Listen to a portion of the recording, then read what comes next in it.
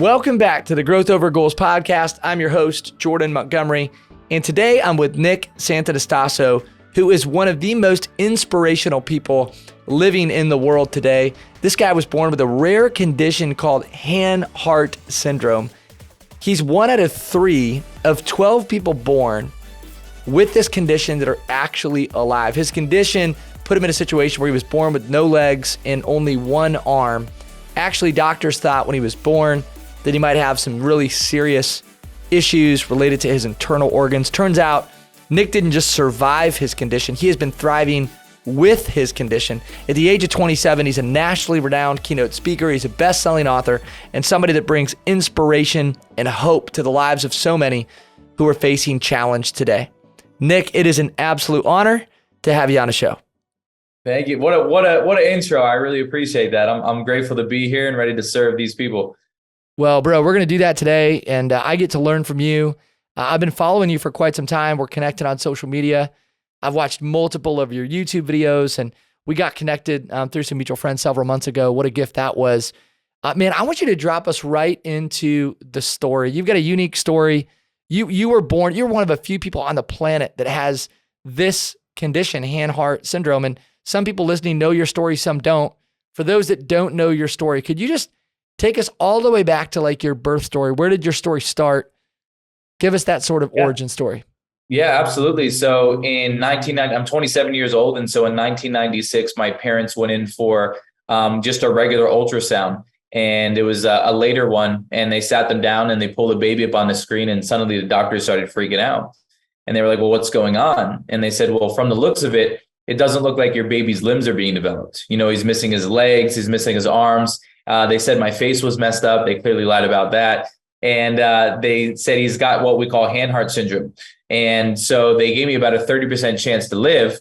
And just think about that for a second. I'm not a parent, right? So I can't put myself in their shoes, but imagine being a parent and you get this diagnosis, right? Of it's going to look like this, it's going to be very grim. And when I talked to my parents, they said, you know, these experts painted a very dark picture of what was going to happen. And, you know, they tried to influence them to possibly abort me, or when I was born, institutionalize me. They didn't know if I was going to survive.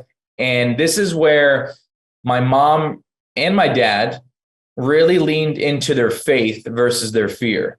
Now, most humans walking around this earth are operating out of fear and they're not operating out of faith. I would probably say maybe 2 or 3% of the world is really faith driven. It's a very small portion of the world. And so my mom had to lean into the faith here. But what they also had to do is they had to make a decision.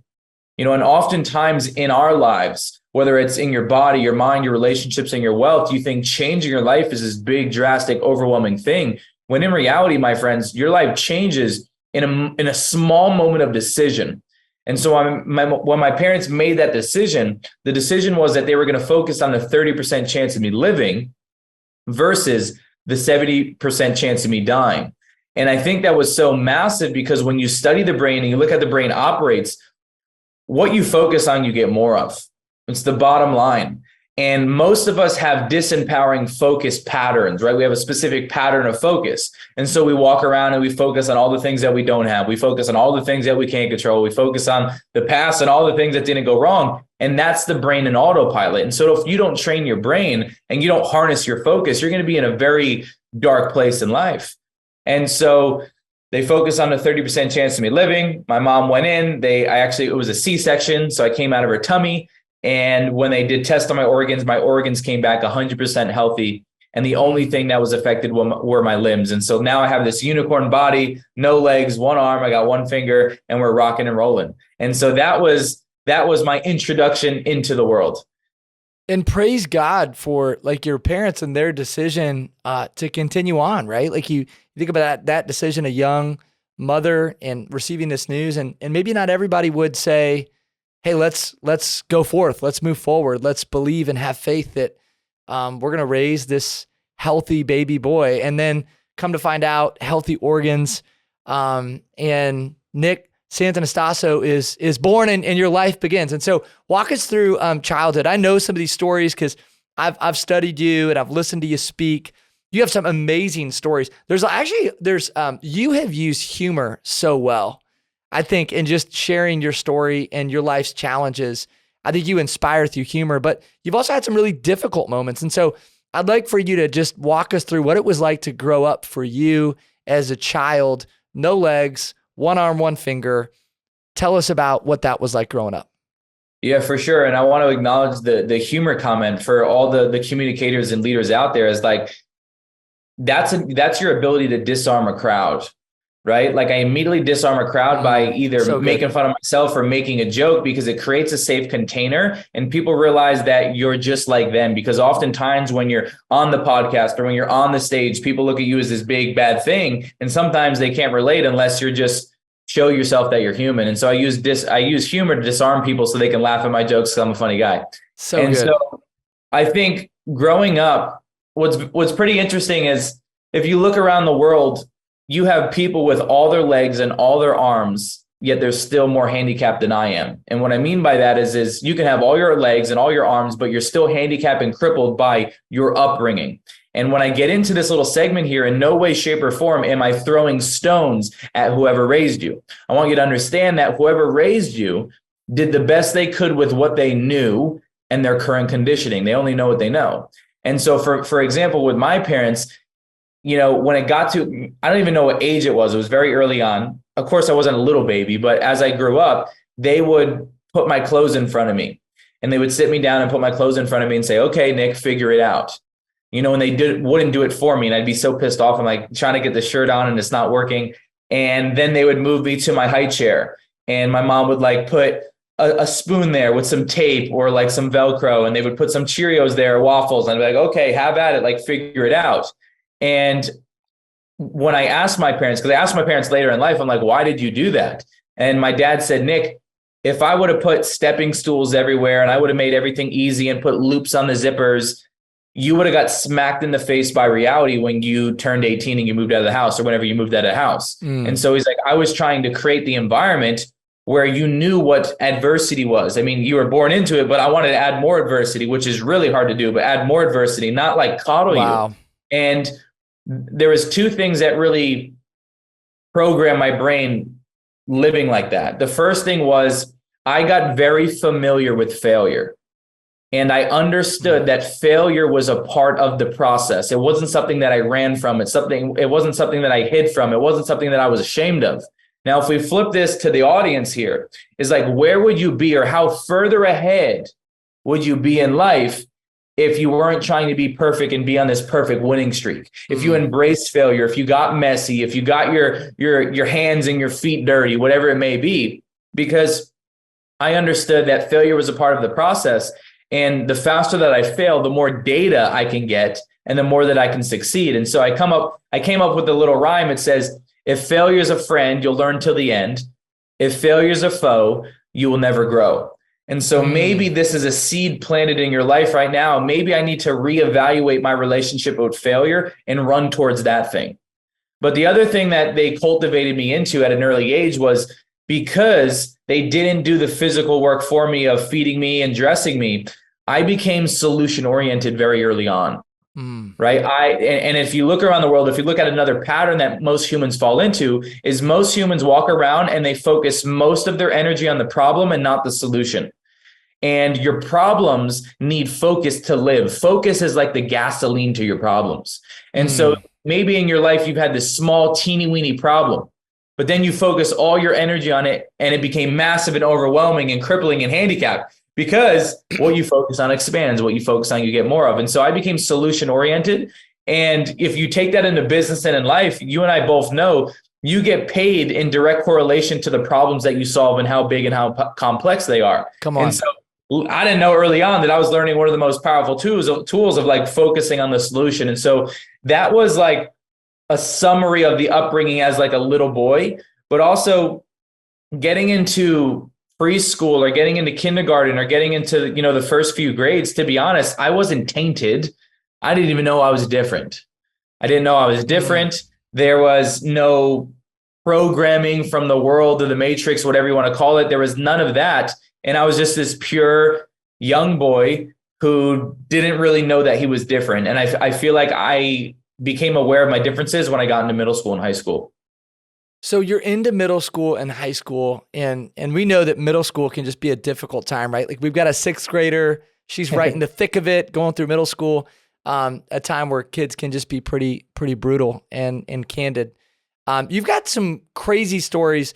Before I want to get to this because I don't want to miss this.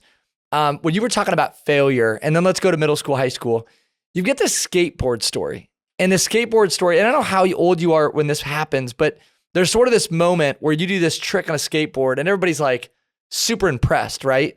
But the way that you talk about this story, you actually talk about it in terms of failure. I don't want to spoil it for anybody, but you talk about the process by which you arrived at doing this trick that ultimately, really gave you a lot of attention and praise. People are like, well, how does this guy do this? So could you talk to us about this skateboard story? Let our listeners in on this story from your youth.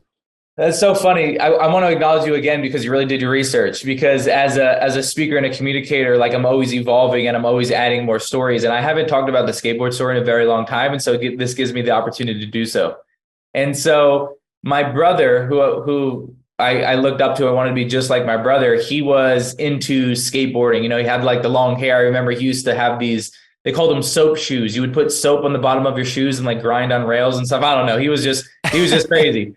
And they would always just like throw me into things like, oh, Nick, try this, or Nick, try that, or here, go on the trampoline. Like they would just throw me into things. And I remember they threw me on a skateboard one time on my belly. I would like a surfboard, and they kind of like rolled me down like the kitchen floor. And I was like, this is amazing. And I wanted to learn more skateboarding. And I can say that as I look back on my life, everything that I did, I was so persistent. I hated not being good at something. It was definitely like a pattern for me. It's like I wanted to do something until like I could fully do it to its full potential. And so skateboarding was one of those things. And so I have a combination of my brother being a skateboarder and my oldest sister being this like on her way to being Olympic gymnast. And so you combine this, and at an early age, she'd teach me how to like handstand onto the toilet, or handstand onto the chair, or handstand onto the couch. And so like I just grew up like doing handstands, or headstands, you call them, whatever we call them.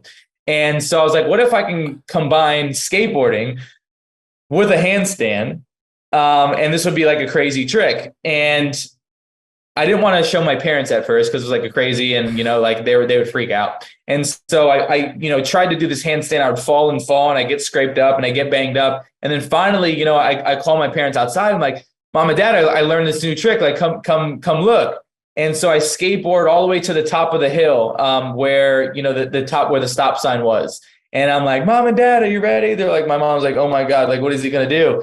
And here I come, and I'm flying down the hill, and I pop up on my shoulder blade, and my butt's in the air, and my head's like 2 inches from the pavement. I'm like, look, I'm doing a handstand. And my mom's like, oh my God. And, it's funny because the analogy of that story is later on, when I got interviewed as a kid, that was one of the most famous pictures that came out, was like Nick smiling doing a headstand. But the analogy for life is, everybody saw the final product of the handstand, this legless guy doing a handstand on the skateboard, but nobody saw the gravitropic work, the root work, the deep rooted work of falling, mastering it, falling on my face, getting rejected by the pavement, getting rejected by the skateboard. And this is an analogy for life, because oftentimes, my friends, is we go around and we look up to these DJs and these actors and these musicians and these speakers, and all you see is where they are currently.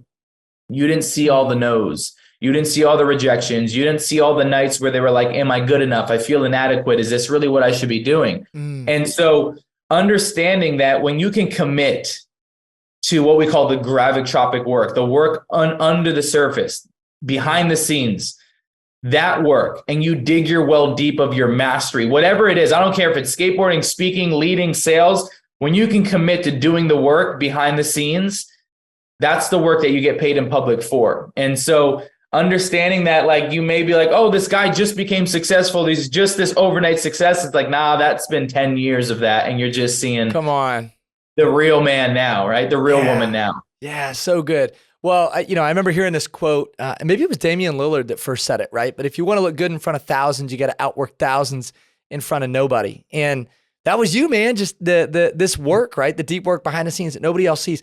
And so this continues on. This is a theme of your life. eventually wrestling becomes a part of your life. And I don't want to skip over some of these years in middle school or even earlier in high school that were transformative for you. But I do want you to talk about how wrestling becomes a part of your life and that eventually that journey through the sport of wrestling. For sure. So, as I got into middle school and high school, it was a very awkward, interesting time, I think, for all of us. And so to add on top of the pile, I got no legs, one arm, and everybody's got girlfriends and boyfriends. And I felt that maybe it was a belief, but I felt the belief for the story that I wasn't getting the love that I felt I wanted from the girls. I wanted to be loved. And what's pretty interesting too is now that I look at this, because I've learned this through breakthroughs in my own personal significant relationship, like with my partner, is I wasn't taught emotional intimacy. And I think this is a big topic that I just want to note here is like, I wasn't taught emotional intimacy because my parents weren't taught it. And so like, if I look back at my childhood, the ways that my parents showed love was food. I love food, and money. Like, we buy you things, but and I'm not, if my parents are watching this, is like, this isn't throwing stones. It was just the way that we were conditioned. There was not like hey, let's sit down and like talk through our feelings, or let's have a deep, meaningful conversation where we hold presence and we hold each other and we cry. Like, there was none of that. It was pretty hard, like, get things done. And we didn't really know how to deal with emotion. Right. And so I just wanted to plant that seed here. And so I got into a very low point because I wanted love. I wanted love in ways that I wasn't getting it, or I thought that I didn't want to get it. So I wanted a girlfriend. And there was a specific time where I was on a school bus and I was probably 13 years old. And there was a girl to the left of me who was an older girl, and she was making fun of everyone on the bus. At this time I was like, this is just this bully. And I looked to my left and she looked me in my eyes and she said, Nick, I don't even have to start with you. Look at your body. You're already screwed up anyway. Look at you. And as a 14 or 13-year-old boy, what do you do in that situation? How do you react? And for me, I started to believe her words. And so what if I were to tell you the majority of thoughts that you think in your head aren't yours? You picked them up along the way. You picked them up along the way from Susie down the street, your mom, your uncle, right? Now, let me dive into a little rabbit hole here because I can't help myself. So good. Let's go. Most of your beliefs and the way that you see the world, your model of the world, we call it, was cultivated between 0 and 7 years old because your brain was in theta state. It's a very suggestible state. You came out, you were born, they say bird, you go bird. They say tree, you go tree. They say you're not worth it, you go, I'm not worth it. You can't afford that, I can't afford it. Big boys don't cry, big boys don't cry. And we start to learn these things.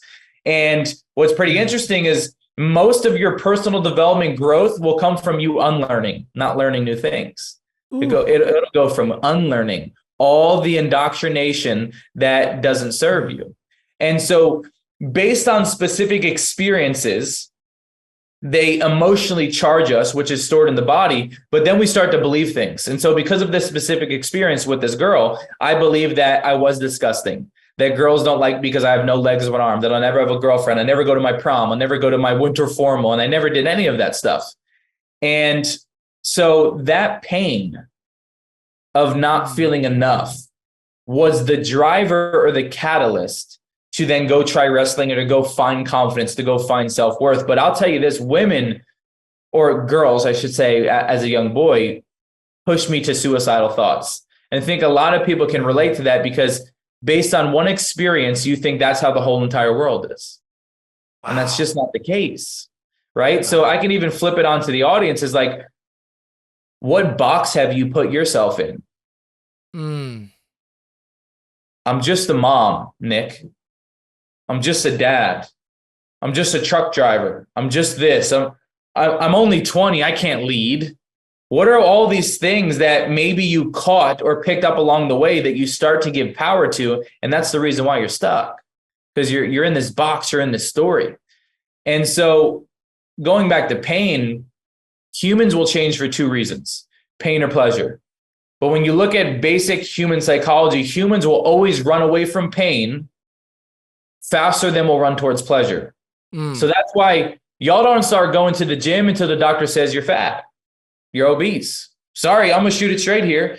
Yeah. You don't need the relationship until it becomes physically abusive or emotionally abusive. You don't leave the job or you don't start making the sales quota Come until on. you're at rock bottom. Mm. But let me challenge you here. I want you to get some leverage and I want you to get some pain, but why do you have to wait the pain to change? So Why do good. we have to wait for the pain to change? Yeah. But don't get me wrong. If you got pain in your life, and I know that you do, young man, young woman that's listening to this today, you have some pain, leverage it, because pain is leverage. And if you really want to make a change in your life, get some ammunition, get some leverage. What are all the reasons why? What are all the things, all the stones that they threw at you? Get the ammunition. Who are the people you hurt because you're not living your full potential? Wow. So are you good. letting down your creator because you're not living your full potential? I don't care what it is. I'm here to bring the pain, maybe to make you shift. Does that make sense? So good. So good. Absolutely. And I love what you said about we will run away from pain faster than we'll run toward pleasure. So man, so you're running, so you're a young guy and you're running and you find wrestling. This part of your story is so inspiring. Because it doesn't go as most people might think. Like, well, you get into wrestling and it's a sport just designed for you because you can move around on the mat in specific ways, in some unique ways. Like actually it wasn't, you didn't break right into being a successful wrestler right away, right? There was a steep learning curve for you, didn't go well right away. Talk to people about how you find wrestling and then how wrestling becomes something that you really fall in love with. Yeah. So my brother was, as a little boy, it was like, I just want to be just like my brother. He was short, jacked up, and he was a wrestler. He's a really good wrestler. And so my whole life I wanted to be a wrestler, but my whole entire life, my right arm was 5 inches longer than it is now. And my bone was going faster than my skin. And it was super sensitive. And if I would have hit it, my bone potentially could have came through my skin. So I did activities and everything, but I would always tuck my arm in. I would tuck and roll, or I never wanted to hit my arm. It was very sensitive. And I think I hit my pain threshold of wanting to be more. I wanted more confidence. I wanted to find myself. I wanted to love myself, because I had a very honest conversation with myself. I said, Nick, you either take your life or you figure out this brain thing. And the truth is, when you think about taking your life, like, you don't have you don't have it in you to do it. It's going to hurt. It's going to hurt your, like, you ain't doing that. It's just talk. And I knew it was my brain just chattering, right? Well, I wasn't real about it. I was just playing victim. And so I was like, you gotta find confidence. You gotta find self-worth. You gotta find things that are going to make you feel good, because you can't change no legs of an arm, but maybe you can get in shape. And so I was like, I want to become a wrestler. And so I came home one day and I sat both my parents down and I said, Mom and Dad, I want to become a wrestler. And my mom was like, Nick, absolutely not. That's going to get bloody. Like, God forbid you hit your arm, your bone comes through your skin. What are you going to do then? And here comes my solution-oriented mind. I said, well, can we cut my arm off? Can we do something about my arm? And they were like shocked. And there was like kind of like a moment of stillness. And they were like, is this something that you really want to do? And I said, absolutely. And they said, well, let's do it then. Now, let me give people context though. When I was born, the doctors wanted to put rods in my legs to lengthening my bones, so maybe I could have prosthetics one day. My parents said no. They wanted to chop this finger off or chop it in two so he can have two fingers, or he doesn't need a finger. It'd be useless. What can he do with one finger? And they said no. And so they were very adamant about, Nick doesn't have a voice yet. I'm not going to make a decision for Nick, right? How dare me? And I really honor them for that. And so when I brought forth the solution about my own body, it was like, okay, great. If Nick wants to do it, let's do it. We don't know what he's going through.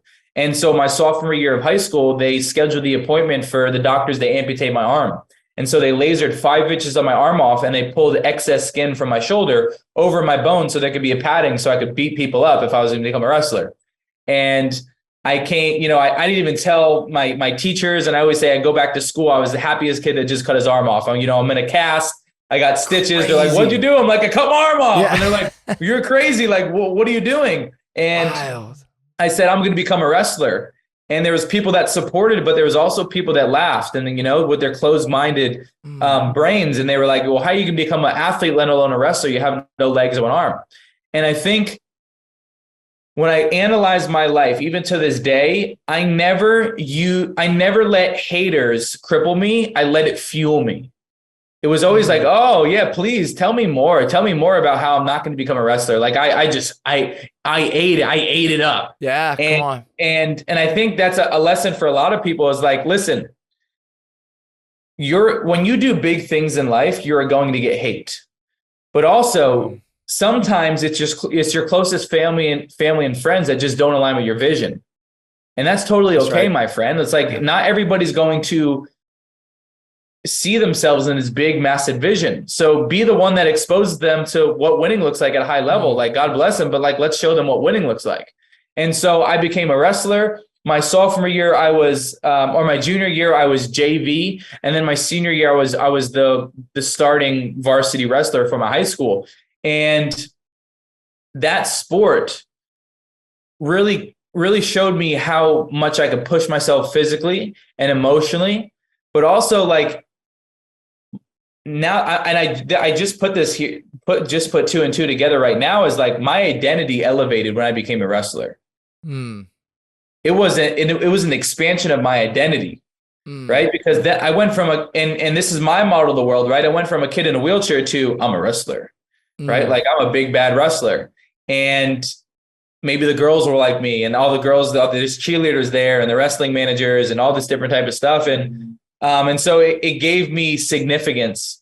That's what it gave me. It gave me significance. It gave me power in some way. It gave me an elevated identity.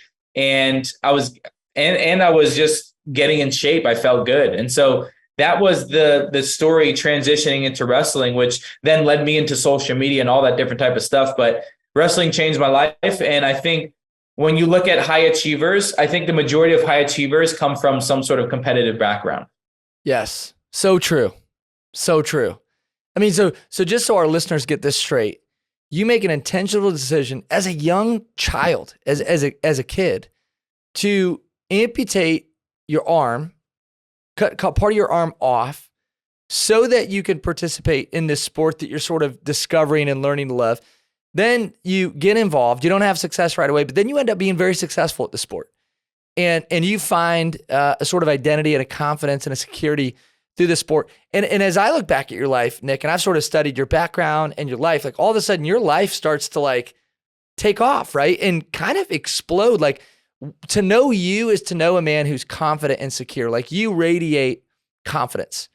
And whether you're on a stage or even just one-on-one, like with you right now, man, like that's part of what God's, I think, bestowed upon you is this, I mean, you just have confidence. And I love how you talk about confidence as a skill. Can we talk about this for a second? Because you become confident, man, your identity starts to really sort of take shape as a teenager. Talk to us about how you've worked on your confidence. And by the way, I want you to tell our audience about this tattoo that I think it's actually a Kurt Cobain quote, but you've just embraced your uniqueness. So I want you to share that too.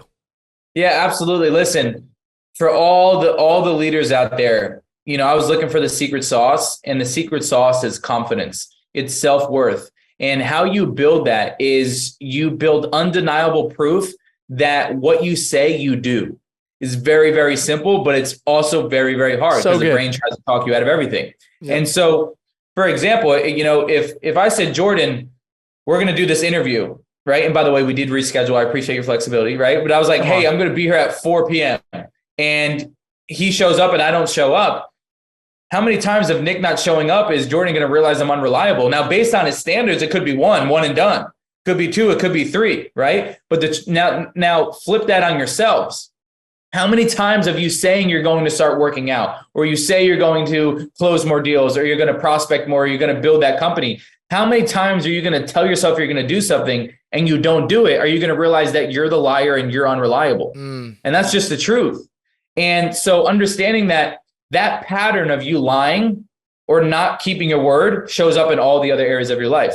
If you don't keep your word in business, I can almost guarantee that you probably fall short in your relationship. You fall short with your health. You fall short with your body. This is pattern recognition. How you do one thing is how you do everything usually. And so the patterns show up everywhere. And so if you want to build confidence and you want to build self-worth, there's a few things that you could do. The first thing is create some sort of non-negotiables. Right? Create some sort of things that every single day you do, and you do them because they make you feel good, right? Even if you don't feel good, you do them anyway, because you know, I followed through on the very thing that I say I'm going to do. The other thing, though, that is one of the most powerful things, and I touched on it earlier, to build confidence and self-worth is to dig your well deep of knowledge within your arena of life, especially businessmen and women. It's like, you want to become the expert, you want to become the authority, dig your roots deep, learn and know more than anyone could ever ask you. Like Jordan could continually ask me questions about inner child work, speaking, communication, and I will never run out of information. That's confidence. That's certainty. That's mastery. That's authority. And so I think everyone becomes a monster in a good way when you dig your well so deep that you can teach 50 times more than anyone could ever ask you. I'm a jukebox, bro. I'm a jukebox. Like, put a quarter in, ask me something, I'm going to give you an answer. And if I don't have the answer, I'm going to go find it. That breeds a specific level of identity and mastery. And guess what? Leading into business, when you're an authority like that, people will pay you whatever they want. They'll pay you whatever you choose because you can condense time for them, right? I paid hundreds and hundreds of thousands of dollars to mentors, and I will continue to do so because they are the expert and they are authority. Now, when I'm the expert and I'm the authority, I can charge whatever I want based on how fast you want to go. And so I'm sharing this, I'm coaching myself here, because when you fall into the trap of thinking you've already mastered something, that's when life starts to crumble. That's when you start to lose your edge, my friend. That's when the young guns like me come up and you're like, this guy passed me. Why? Because I stay hungry. I'm coming. I don't get complacent. But it also, I know how it makes me feel when I have so much knowledge that I can give to people and it changes their life. Right. So the separation is in the preparation. I don't care if you're speaking. I don't care if this is relationships. I don't care if it's working out. I don't care whatever it is. The only reason why we have anxiety and stress a lot of the times is because we don't feel like we're prepared or we have enough knowledge to back it up. So good. That is so true. Dude, let me say this to you. It's so clear to me that you have dedicated yourself to learning and growth because it just oozes out of you, man. The knowledge and the wisdom just oozes out of you. And one of my favorite quotes is from John Wooden, when he says, it's what you learn after you know it all that counts. And so there's a confidence, there's a lot of wisdom, but I also sense this hunger and there's a desire in you to grow and to learn. And so one thing I know that you're learning about that you've really dedicated yourself to, we were talking about this before the show started, is communication, and more specifically public communication. I want to talk to you about this, Nick, because this is something you're helping people with. So if you're listening, you're thinking, man, I need a resource. I need a person. I've been thinking about growing my gifts in public communication. Nick, somebody who could help you. Talk to us about what you're learning and then more specifically the work that you're doing, because you're on stages literally all throughout the world, big stages in front of thousands of people, and you're inspiring and you're teaching and you've worked at this craft. And my friend, you're just getting started, dude. You're 27 years old. I can't even imagine what your speaking career looks like 5, 10, 15 years from now. So talk to us about what you're learning and then talk to us a little bit about the work that you're doing. Yeah, absolutely. I really appreciate this question.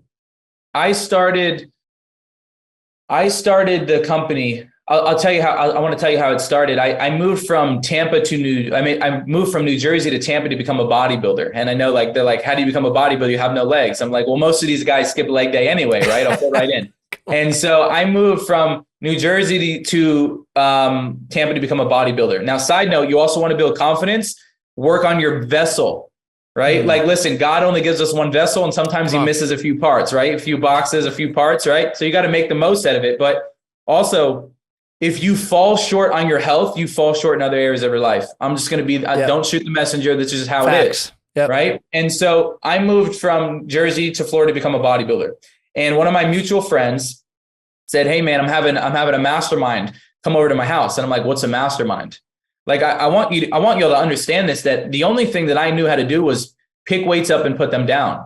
We talk about this law of exposure. The law of exposure states the moment I'm exposed to something that can benefit my life, I can never be unexposed. I can never see life the same. And so you just have to expose yourself, my friend, to greater strategies and greater tools, greater wisdom, greater people. And so I go to this mastermind. There's about 8 people and everybody's sharing their story. And there's a guy to the left that I'd never met in my life before. And he looks me in my eyes and he goes, you're going to be on stage with Tony Robbins one day. And I said, who's Tony Robbins? I knew nothing about speaking, nothing about communication. And he said, I love your story. Like people need you. I can see you at the biggest tables in the world with the most influential people. He's definitely a visionary, as you can see if you identify as a visionary. And he got a download from God, the universe, and he wanted to bring it forth. And he's like, and he doesn't even know how this is going to come about. Now that, I'll share the story. I'm gonna spoil it for everybody, right? But he was like, I love your story. Let's do free work together. I'm going to put you on stages. I'm going to get you out there. And if you like the work we do, maybe one day we'll start a company together. Now, fast forward 5 years later, multiple seven-figure companies, and I'm currently touring with Tony Robbins. How does this happen? So let me give you the meat and potatoes in the middle, right? And so we start this company, and no one's calling my phone. No one knows who I am. I'm a 21-year-old kid, and I don't even know what a keynote is. I'm literally just going out on I'm speaking to car dealerships. I'm speaking to schools. I'm speaking at nonprofit things, like you name it. I'm just like throwing myself out there and trying to figure out how to speak. Like, I don't know what I'm doing. And we start to study some of the greatest communicators. I start to study the business models, and I became a very good storyteller. I got paid a lot of money to share good stories. And so I was just a great storyteller. Now, along your journey, there's going to be things that you resist, that on the other side of that resistance is the next level of life for you, right? Whatever you resist persists. And so Ratmir, who now is my brother, my best friend, my business partner, there's evolution of this. It's like, Nick, you need to write a book. I'm like, I don't know how to write a book. And then I get a book written, right? Become an Amazon bestseller. Okay, I got the book. And then he's like, you need to sell on stage. And I'm like, oh no, I'm not selling on stage. Absolutely not. I don't do that. I'm just a speaker. I'm just a motivational speaker, right? I'm not a sales guy. And then he's like, well, Nick, we need products on the back end. I'm like, I don't create products. I'm just a speaker. I'm just a road warrior, right? And all these things I resisted. And so my business model was solely based off of speaking engagements and book sales. So I'm still trading time for money. Now, this is what stage amateurs do, is they show up, they just trade for time for money. And I was on the road about 80% of the year. And so we made this decision that this was a few years on, that we were going to move to Vegas. And if I could build, relationships with all the hotels, I'll never have to leave Vegas. I could just speak in Vegas all the time. And so we moved the company to Vegas in February of 2020. Wow. The whole company. Wow. Everybody with this, we're going to take over Vegas, and the world shuts down, and multiple calls a day. We have to pull out the money. Can't pay you, this and that. I was not ready for that. I was a road warrior. I'm young. I'm still young. I'm making money. I'm spending money. This is great. What could go wrong? Right. Yeah. And it destroyed us. It destroyed the company, and literally went into survival. I got a disaster loan to keep us alive. I got one of those PPP disaster loans to keep us alive. And there was this moment of fear. And I always say there's two types of people during that moment. The first person said, I'm going to wait for the world to come back to normal. And they got crushed. True or false? They got crushed. Yep. And then the other person was scared, but then looked around and said, what are the big dogs doing? Like model the pivots, like what are they doing? And so I looked at Tony, and everybody's doing the virtual events. And so long story short, the pain of getting my first company destroyed forced me to say, we're going to master digital marketing. We're going to master coaching and products and services and masterminds. And it's really scary, and we have no idea what it is. And I have a lot of self-worth, and I don't know if I can do it, but we're going to figure it out. And so I want to share this very quickly, because there was a lot of pain and failure that led to what you see here today. The first thing I did was I said, I'm going to save the kids. The kids are struggling. I'm going to save the kids. I created a kids program. It flopped. I created an inner circle. I said, for $500 a year, I will coach you every single week on a group setting. $500 a year.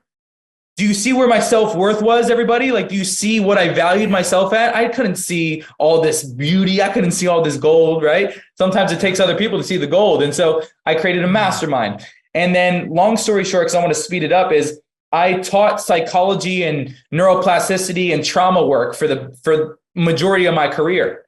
And it was great. But I realized that the people who need mindset are broken and they don't have money.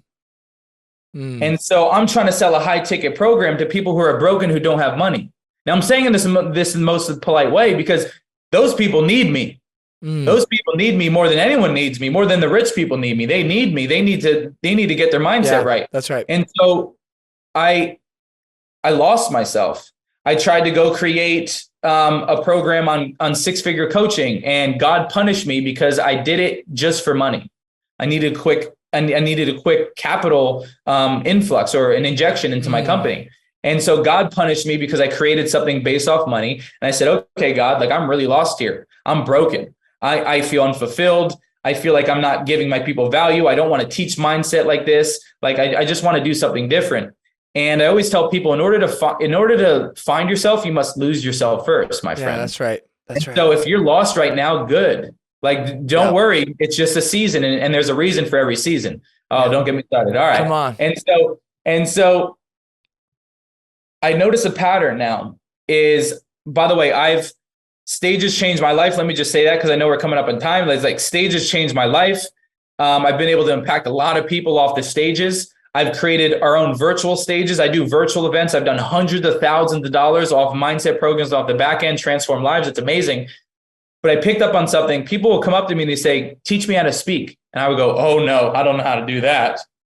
Teach me the speaking business. No, I don't do that. I'm over here on mindset. And I was resisting and I was resisting and I was resisting. And what resists persists. Come on. Right. And so finally, it was a student of mine, and people around me, they breathed life into me. It was like, bro, you are a master. Why are you not teaching your mastery? And I've realized a lot of us are scared to teach our mastery because there's self-worth. We don't think we're worth it. It's like, yo, look at your track record. Like, of course, if there's anyone that could teach how to build stages and blow up, it's you. And I'm like, I can't do that. And the moment I surrendered and I did it, I've made more money and more impact than I've ever had in my life. I've been more fulfilled. I've been more fired up about life. I put more hours into my business than I ever did in 5 years, because I finally found myself and God called me home. And so, my friend, if you're lost, stay there. Stay in that season. Grow, feel the emotions, go through the stuff, because on the other side, when you find yourself, you can probably turn around and condense time for people on that journey as well. But every single person that's listening to this has a stage, their phone, that they don't use. Yeah. And most people don't know what to say, how to say it, and when to say it, and where to say it. And that's what I help people do. But I impact lives, but I can't reach everyone. People need your testimony. People need your stories. People need your heart, your essence. And I can't do it alone. And so I'm calling forth the light workers. I'm calling forth the preachers and the teachers and the coaches and the experts. Start being more findable, yell more, be more loud, get out there more, because I feel like you're one person or one piece of information or one handshake away from changing the trajectory of your life. And I can't change the world on my own. So we need a bunch of little baby Yodas running around, sharing their stories and giving their gifts. So I'm sorry, that was a long-winded answer. Well, bro, I just want our listeners to observe and take note of something that you just did, because you are such a gifted communicator and you teach the art of communication, and we do too. And I want people to notice this. So I asked you to talk about communication, and you did. And the first thing you did is you made yourself relatable. Like, you were vulnerable and you were real about some mistakes you made, about who you weren't, about the unbelief, about things that you needed to work on. Craig Rochelle uses this quote. I say this all the time. Our podcast listeners are going to get sick of it, but he says, people can be impressed with your strengths. They connect to you through your weaknesses. And so you put your weakness on display. You step into the arena, just all of who you are, right? This is me. And then you told a story. You told this incredible story about moving to Vegas. You talked about the adversity. You described the overcoming, right? John Maxwell says, and I love this. This is so true, by the way. People say adversity builds character. He says, that's not true.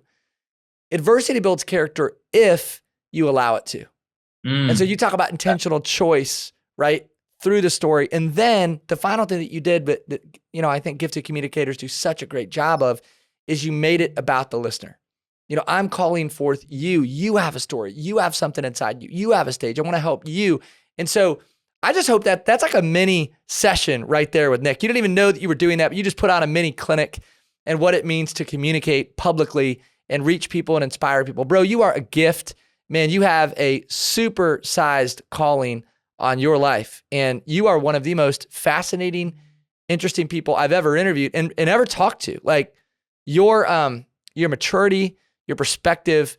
I just want you to know I am behind you. I support you. I am for you. And I can't wait to just continue to get to know you and to learn more about you. So I know our audience wants to learn more about you. Where do they go to find out more about Nick? How do they reach you? How do they find you? How do they engage with you? Tell us that. Yeah. So Nick, my full name, Nick Santonastasso, but if you type in Nick Santo anywhere, it's the guy with tattoos, no legs, one arm, you can't miss me. So you'll definitely know which one's the right Nick. And you can find me on Instagram, YouTube, all of those different things. I'm mostly active personally on Instagram. And if anyone has any questions or anything, just DM me. I'm here to serve, and I'm here to help. Well, thanks for being you. Thanks for bringing your light to the world. We're going to end this way. I brought up this tattoo that's on your arm. I won't tell the audience what it is. I'll let you do that and then talk about why you got it. Yeah. So the tattoo on my arm says, "You laugh at me because I'm different. I laugh at you because you're all the same." Excuse me.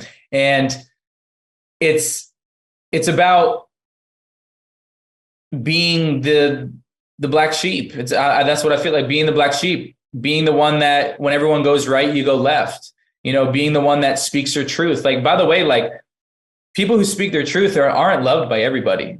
That's a misconception, right? People who speak truth and they shine light. Not everybody likes those type of people. And that's I don't have legs, but those are big boots to fill. Right. And so it's about being in your own essence, coming back to your home, coming back to yourself, not caring about what other people think of you and just speaking your truth. And I think more people need to speak their truth, because when people speak their truth, transformation happens. When they speak fluff, it's just information. It's not transformation. Amen. Well, bro, you are you. I mean, you are just totally comfortable in your own skin. I love how you share your story. I love how you own your story. I mean, just everything about you, bro. I could keep talking to you. I'm sad that this conversation has to end. Like usually at the end of a podcast, man, like I'm tired. It's like, it's a lot of focus, right? And you know that just being on, it takes focus. And I'm sitting here and I'm like, man, I could go for another 3 hours. So I'm going to find a way to get us some more rooms. I want to help you extend your impact. You don't need us, but I'd love to serve. I'd love to add value to you. I'm behind you. I support you. And again, man, I just want to say thank you sincerely for being on our show today. It means a lot. Hey, grateful for the opportunity, brother. Thank you so much. All right, man, we're going to be in touch. I appreciate you. Thanks again. Yes, sir. Sending love. See you soon. This has been another episode of the Growth Over Goals podcast. Thank you to John Choate, James Roth of Storyline Multimedia for all of the work that you do behind the scenes to make these podcast episodes go. Finally, if you would share this episode with a friend, if you might even subscribe to this podcast, it means so much to us as we move our mission of impact forward. Be well, be great. Have an amazing day.